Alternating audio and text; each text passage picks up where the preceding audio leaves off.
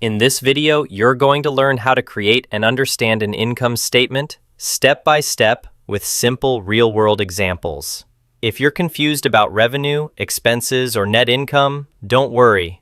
I'll explain what each one means and how to put it all together. By the end, you'll be able to confidently prepare an income statement from a trial balance and finally understand how everything fits together in your accounting journey. Let's get started. So what is an income statement? The income statement is one of the most important reports in accounting. It shows how much money a business earned and how much it spent during a specific period of time. This report is also known as the profit and loss statement. It begins with revenue, the total money the business brings in. Then it subtracts all expenses, such as rent, salaries, and other costs. The result is called net income. This is the amount left over after covering all expenses. The income statement always covers a time period. For example, for the month ended June 30. So, the income statement shows the financial performance of a business. It explains whether the business made a profit or ended with a loss during that period. The income statement is a key tool for understanding the health of a business. It's used by business owners, investors, and accountants to measure performance. It clearly shows how well the company is doing financially. By comparing revenue to expenses, it reveals whether the business is earning a profit or taking a loss. It also supports important decisions. Business owners can answer questions like, can we afford new equipment or do we need to cut costs? The income statement is one of the three main financial statements, along with the balance sheet and the cash flow statement. Together, they give a complete picture of a company's financial position. So, understanding the income statement is essential for making smart financial decisions. Now let's look at the basic structure of an income statement. For beginners, we'll focus on the single-step format. It's simple, clean, and easy to follow. Here's how it works. You start with total revenue, the money earned from sales or services. Then you subtract total expenses, the costs of running the business. What you're left with is net income, or net loss if expenses are higher than revenue. It looks like this. Revenue minus expenses equals net income. At the top, we include the period like income statement for the month ended June 30th. That tells the reader what time frame the numbers cover. There's also a more advanced version called the multi-step format, where you break down gross profit, operating income, and more. But for now, the single-step format is perfect for learning the basics. Now let's walk through a full example and build an income statement step by step, using the same numbers from our trial balance.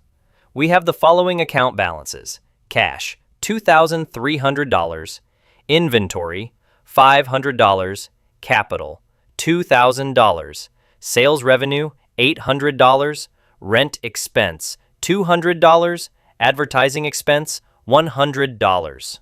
But remember, for the income statement, we only focus on revenue and expenses, so we'll ignore cash, inventory, and capital. Those belong on the balance sheet. Let's start with revenue. We have one revenue account, sales revenue, and its balance is $800. Next, let's add up the expenses. We have two, rent expense, $200, advertising expense, $100. That gives us total expenses of $300. Now we calculate the net income.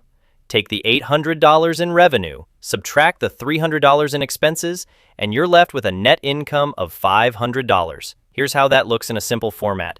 Income statement for January, revenue, sales revenue, $800. Expenses, rent, $200. Advertising, $100. Total expenses, $300. And finally, net income, $500. This means the business made a profit of $500 during the month. That's how an income statement tells the story: how much money came in, how much went out, and what's left over. Let's move on to the next section. Let's take a moment to go over some of the most common mistakes students make when creating an income statement, and how you can avoid them. The first big mistake is using the wrong types of accounts. An income statement only includes revenue and expense accounts, but many students accidentally include assets like cash or liabilities like accounts payable.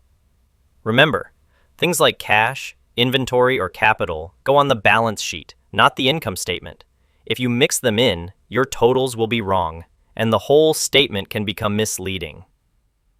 The second mistake is not breaking down expenses properly. Instead of listing each expense clearly, some people just write one line that says expenses with a total amount. But that doesn't tell you where your money is going. You need to show the details, like rent expense, utilities, or advertising, so you can understand exactly how the business is spending money. Another common error is mixing personal and business transactions. This happens when someone includes income from outside the business, like a personal job or freelance gig, as part of the company's revenue. But only income earned by the business belongs on the income statement. The same goes for expenses. Only business-related costs should be included. The fourth mistake is forgetting to write the reporting period. This may seem small, but it's important. At the top of the income statement, you should always include a heading that says something like, "For the month ended January 31st. That way, anyone reading the statement knows exactly what time frame the numbers are from. And finally, many students don't match their numbers with the trial balance. The amounts for each revenue and expense account must come directly from your ledger or trial balance. If you make up a number, estimate, or use the wrong balance, your net income won't be accurate. And that can lead to even bigger errors later on, especially when you move on to preparing the balance sheet or financial reports. So remember, use only revenue and expense accounts. Break down each expense clearly. Keep personal and business finances separate. Always include the reporting period, and make sure your numbers come directly from the trial balance. Following these rules will help you avoid confusion and build an income statement that's clear, correct, and ready for the next step in accounting. Now let's talk about how to actually use the income statement, because it's not just a report. It's a tool for smart decisions. First, it helps you make better financial choices. By seeing exactly how much your business is earning and where your money is going, you can make decisions like, can we afford new equipment? Should we cut back on advertising? Are we spending too much on rent? The income statement gives you a clear picture of your profit or your loss, so you're not just guessing. It shows you whether the business is growing or falling behind. Next, it's important for taxes. Your net income, the final number at the bottom of the income statement, is what you report for tax purposes. If that number is wrong, your taxes will be too. So having an accurate income statement is essential at tax time. Also, it connects directly to the balance sheet. Here's how. The net income from the income statement gets added to the capital or equity section of the balance sheet. So, if your business made a profit, that amount increases the owner's equity. This is how all the financial statements link together. And finally, you can use the income statement on a regular basis, monthly, quarterly, or yearly, to track performance over time. It helps you spot trends, set goals, and measure results.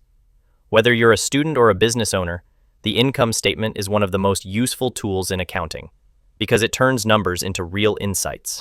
Let's do a quick recap before we wrap up. The income statement comes after the trial balance. It tells you how much the business earned or lost over a specific period, like a month or a year. It only uses two types of accounts, revenue and expenses. Assets, liabilities, or capital accounts are not included. The format is simple. Revenue minus expenses equals net income, or net loss if expenses are higher. One important rule.